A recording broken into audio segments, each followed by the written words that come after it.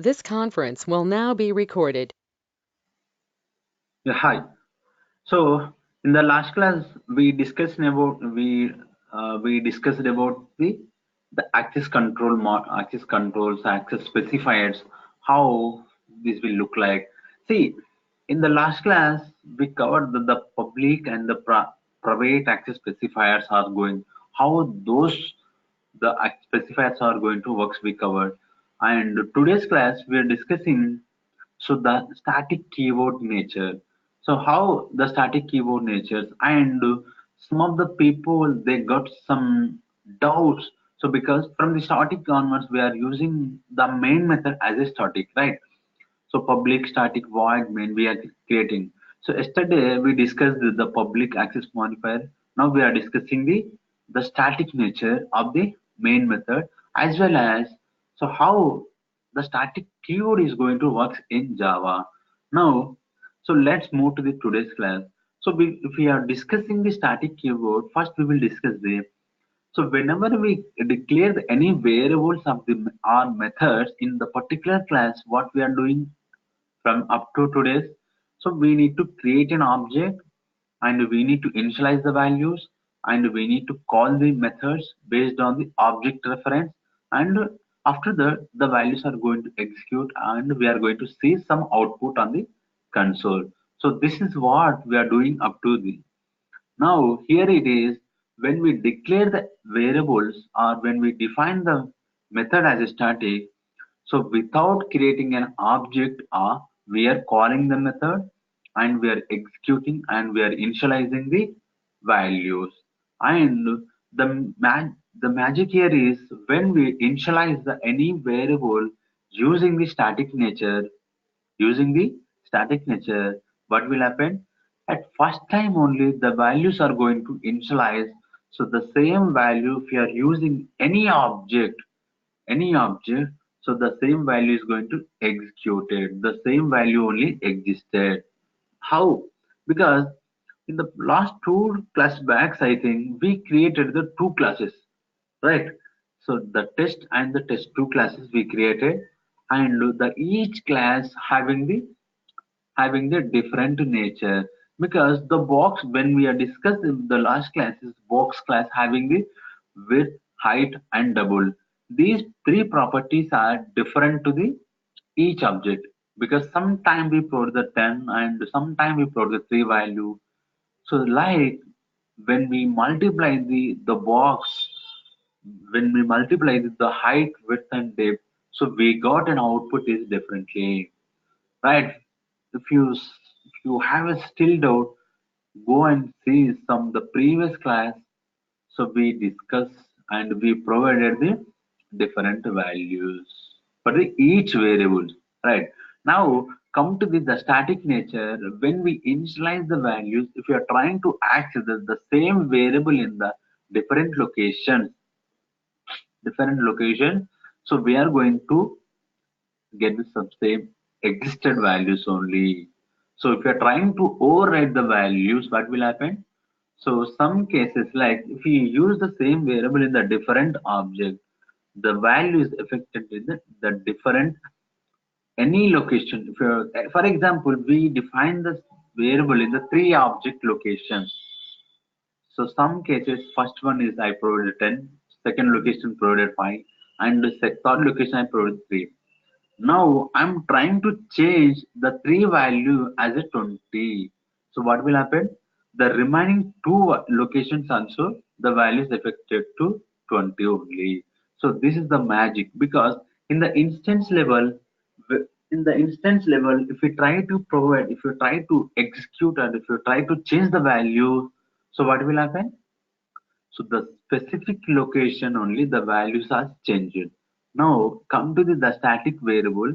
So it's affected all location wherever the static variable is used.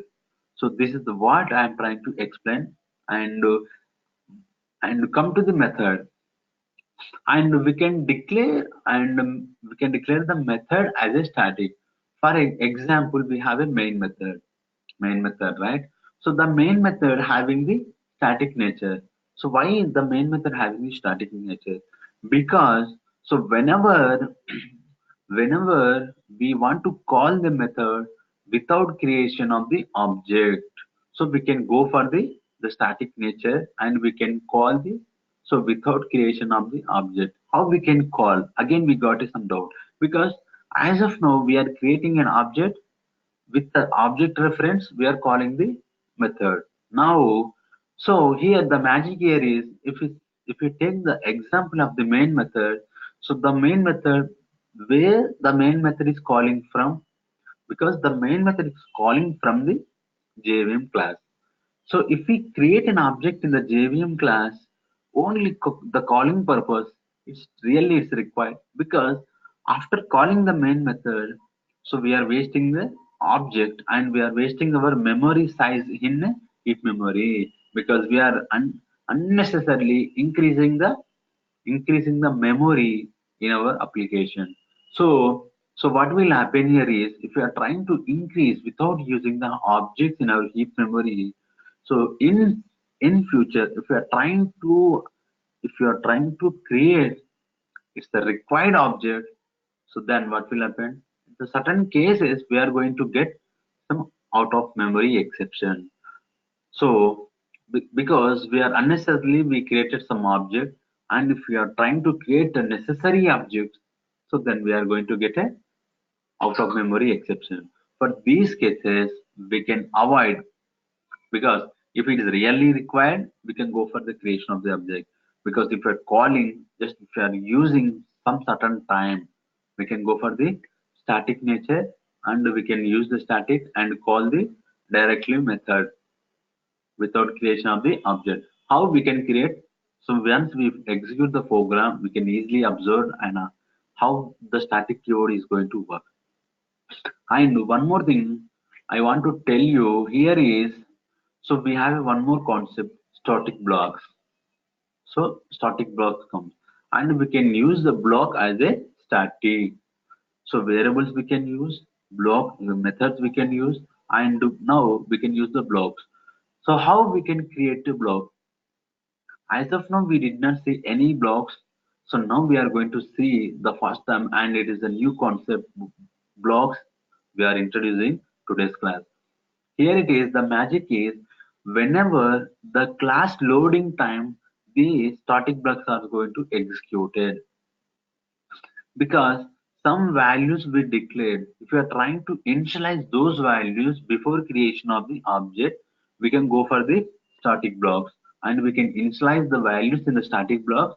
After that, we can directly execute our program and we can perform some operations. So, and without creating object, if you want to do some operations like some additions, multiplication, first we need to initialize the values. So those informations we can initialize the values in our static blocks. So because the static block is going to execute at the class loading time, and it is the first executable we can say before main method, before constructors. If we have the default constructor of the class, so before constructor of the class also the block is going to execute it. So this is the magic. And come to the classes. In certain cases, we can go for the static nature at class level also. We can create the static classes. But the top class, so the first class, what we are discussing, we cannot make the class as a static. We can create the classes, static classes, but those are the nested classes. Nested classes means inside the class we can create one more class. So those classes we can make it as a static. As of now, don't worry, we'll discuss. Now here it is. So these are the information I am trying to provide. So now we will see the example how the static keyword is going to work. After that, so it is easy to observe, it is easy to understand how the static keyword is worked in Java. Let's move to the let's move to the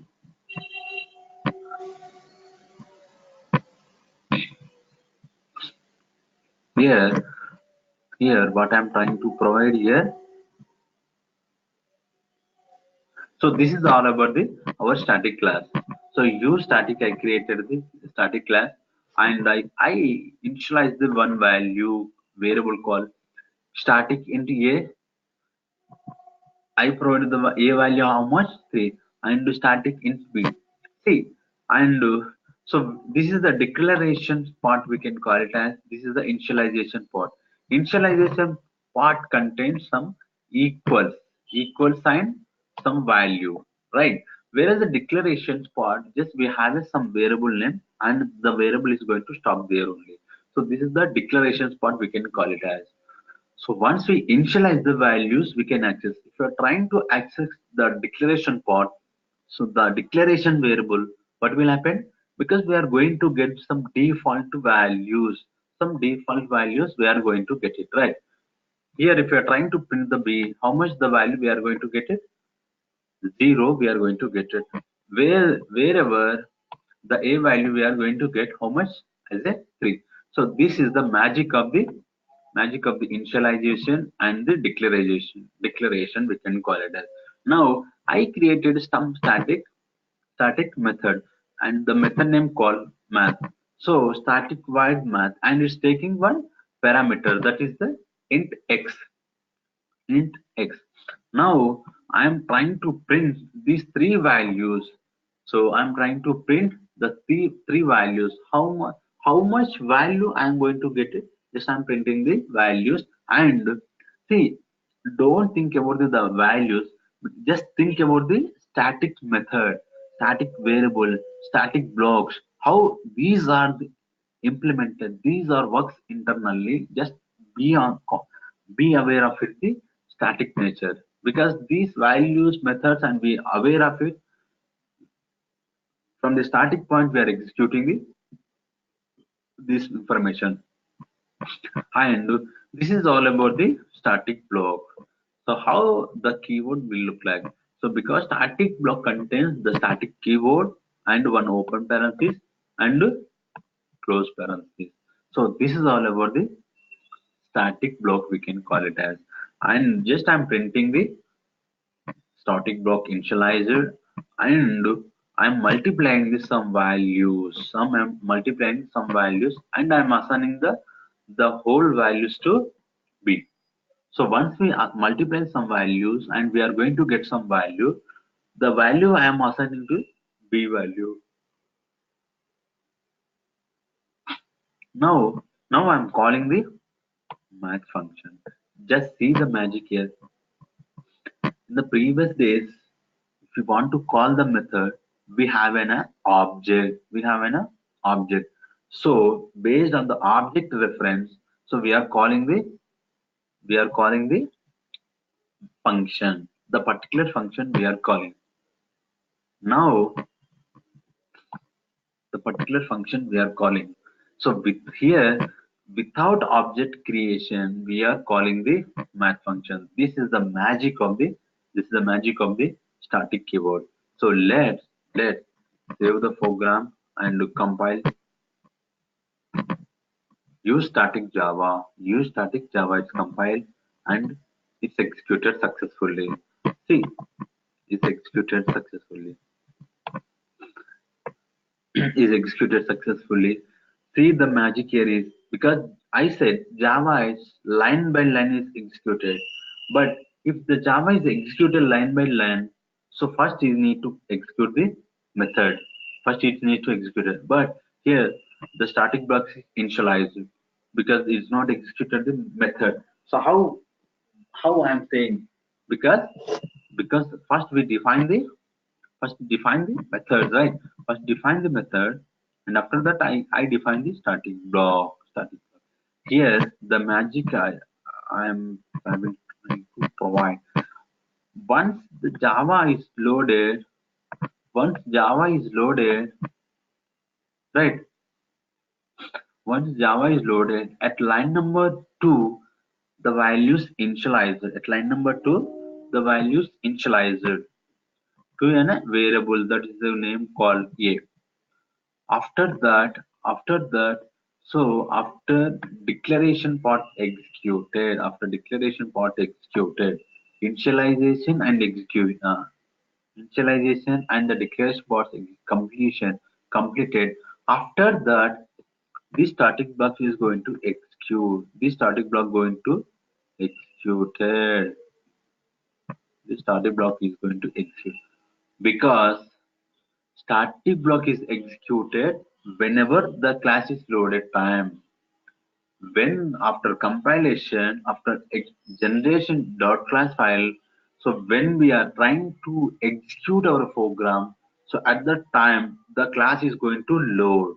So once the class is load, at the loading time this static block is going to, and one more thing here is, so the previous I said test1 is equal to new test1 test of, it is a constructor, right? So because after new keyboard we created a constructor. So for example, it is a default constructor. At what will happen at the loading time, the default constructor is going to execute it, right? So before the default constructor, this block executed. Before the constructor also, this block is going to execute. After that, the constructor of the class is going to execute. The constructor of the class is executed. So this is all about the step by step. Once the static block is executed, it's going to come to the main method. After inside the main method, we define some math function. Math method is calling the math. After that is executed these three variables. These three variables. So this is what I am trying to provide. So how the static is look like, because so the static, and we will discuss, we have a more information in the static, because just we initialize and we define the variables and we executed the some program. In some cases, object creation time, and if memory wise, so we need to discuss more. We need to discuss more. But for basic understand how the static look like, so this is the simple program. Static block, how when the static block going to executed, and what is the static method will do, and how we can call the static method. So this is the way we can call and we can execute static block. So this is the simple program on the static static keyboard. Now I said we can go for the static at class level also. Static at class level also. We will see that point also. Now how the static inner classes, nested classes are going to work, because so here I created this use static. Use static is an outer class. If we are trying to create one more class inside the class, how? Because after math, after main method,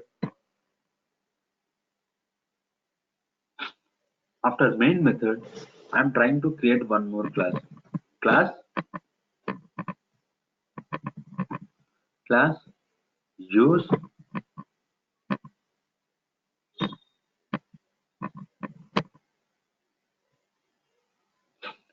use static, use static one, or else use static inner.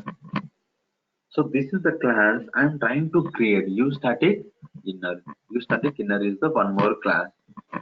So when we are creating inside the class,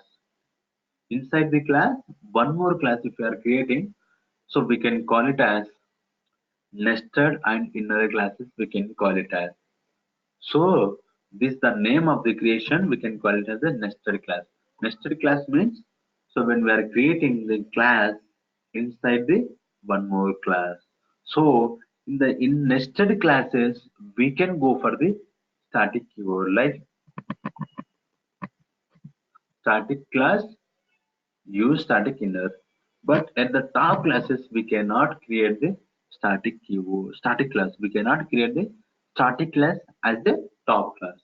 So why we cannot create it? We will discuss, because we have a more concept to discuss the static. So just now I said memory wise and allocation wise, so execution wise. and some calling wise we need to discuss more concepts are there in static. But if I am trying to provide the more information, we will not get it, because as we have we have a less concept. So what we know, we need to practice those, because every day I'm increasing some more concept, so that it is easy to understand, it is easy to execute, easy to develop any application. Because whole day if I'm trying to provide information, you cannot get it. And so in inner classes we can create a class using static as a inner class. So how we can create how we can create so now what I'm trying to provide here is, I'm going to take one more class so that it is easy to explain.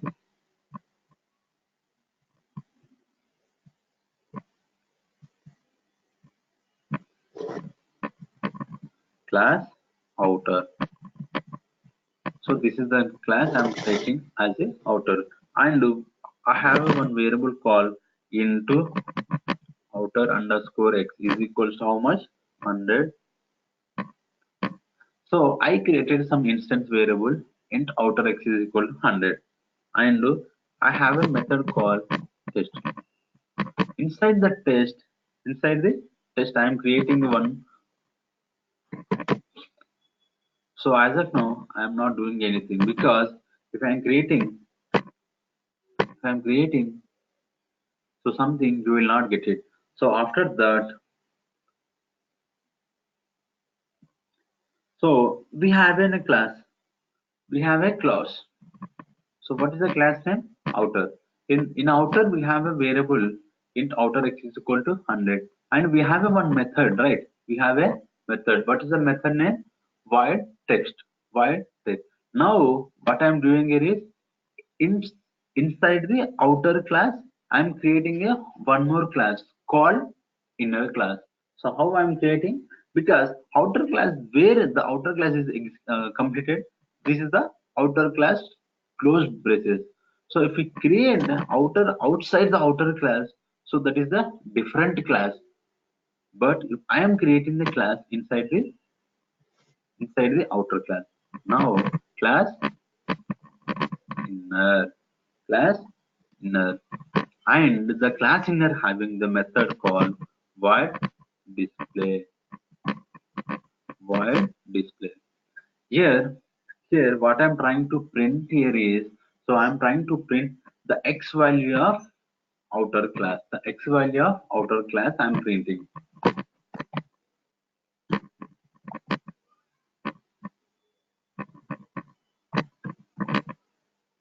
Out dot println outer x value. Outer x value how much? So outer x value how much? Oh, mm,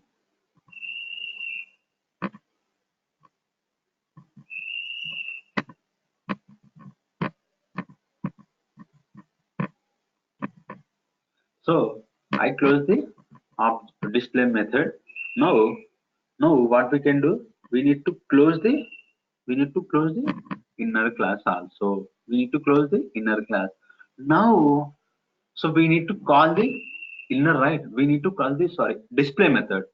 So if we want to call the display method, so what is the way to call the display method? So what I'm doing here is, I'm creating one object of inner class. Inner in is equals to new inner.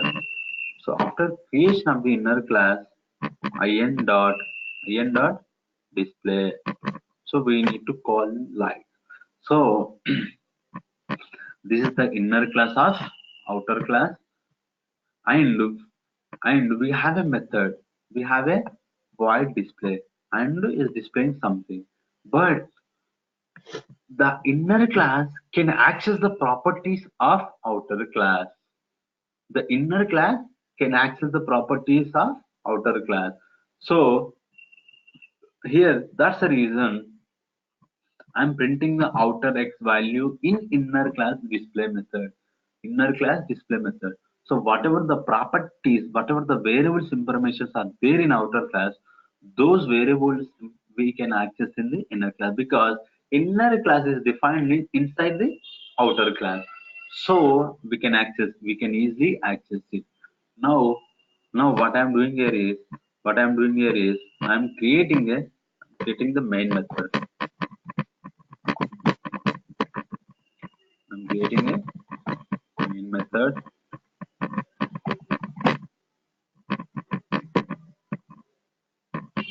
I'm getting a main method. If you want to call the outer class test method, we need a object.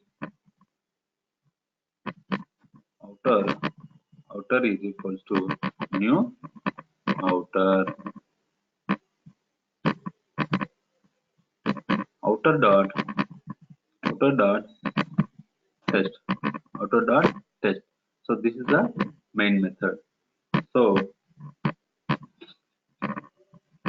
copy and save outer java c outer dot java java c outer dot java. It's compiled successfully. Java outer. See the outer x value how much is 100. So here what I'm trying to say here is so we can access the variables. So inside we can access the outer class variables in inner class. So now I will tell you one more thing here. I will tell you one more thing that is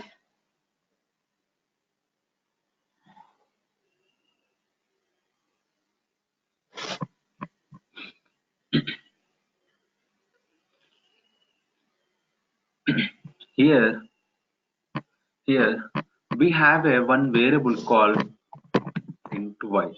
So we have a variable where I declare the variable. I declare the variable in inner class. I declare the variable in inner class. That is int y. So what I'm doing here is I'm trying to execute the y value in uh, here. We can write here inside the test method. Inside the test method.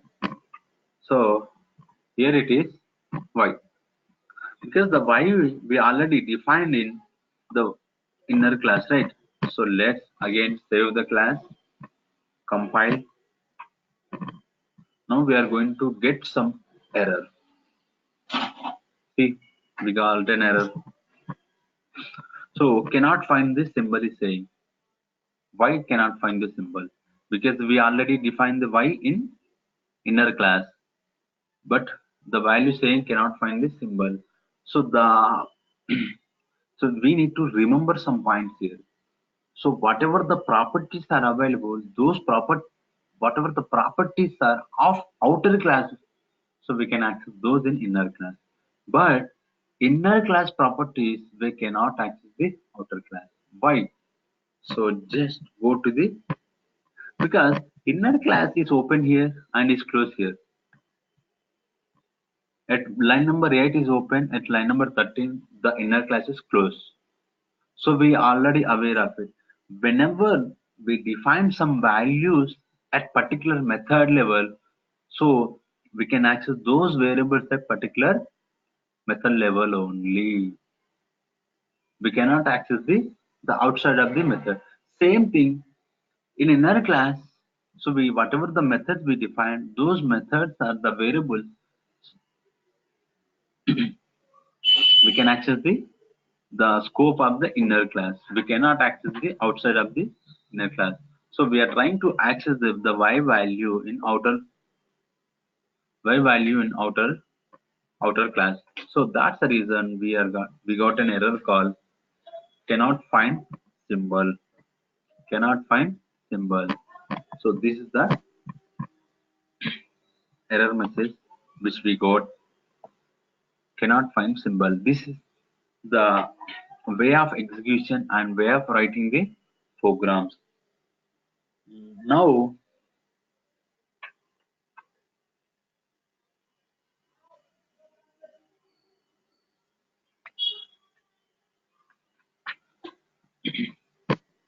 now one more example we will see. So how the inner classes are going to work. How the inner classes are going to work. For this time we need to comment out this line because again we will get a some error. Here same I created same here I created the same class and we have a same variables. We have a same variables. After that, what I am doing here is what I am doing here is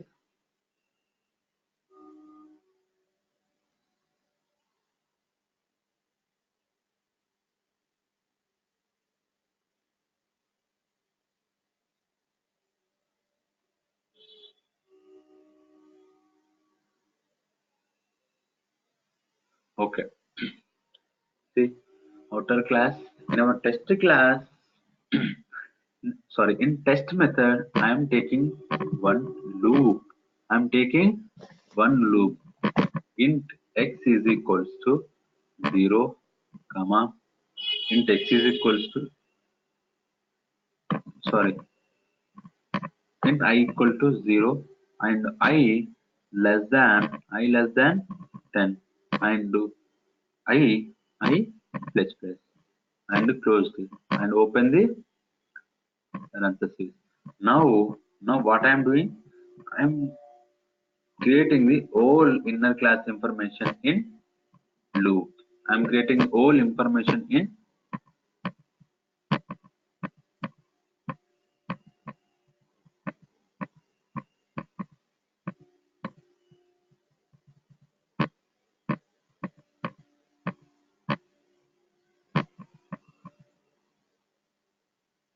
so so what here I created a test method.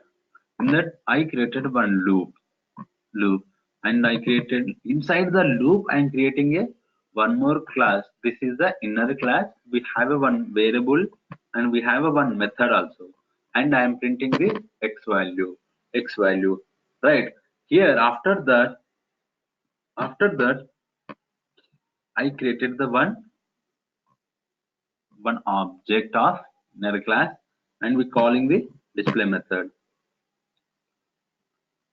We calling the display method. Now